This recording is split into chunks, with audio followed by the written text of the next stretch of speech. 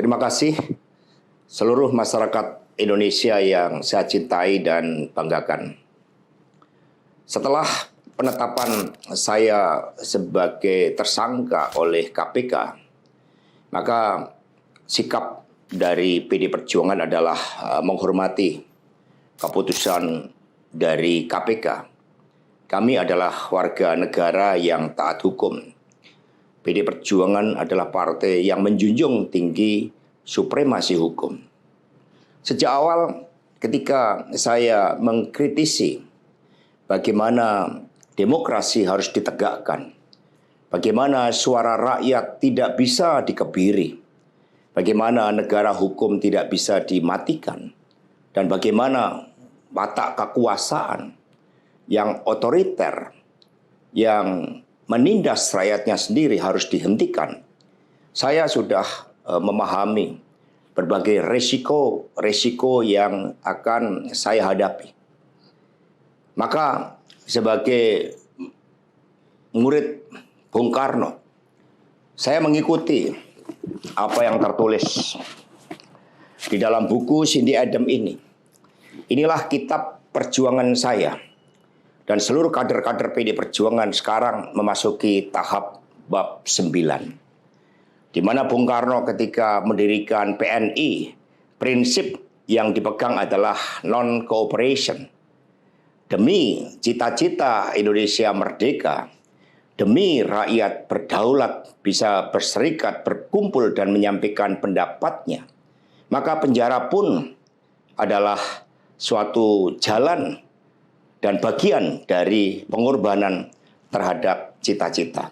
Itulah nilai-nilai yang diperjuangkan oleh seluruh kader PD Perjuangan. Ketika muncul berbagai intimidasi agar tidak dilakukan pemecatan terhadap sosok yang memiliki ambisi kekuasaan sehingga konstitusi pun sepertinya mau dilanggar dengan perpanjangan masa jabatan 3 periode ataupun perpanjangan masa jabatan itu, maka demi konstitusi Ibu Mega kokoh berdiri menjaga demokrasi.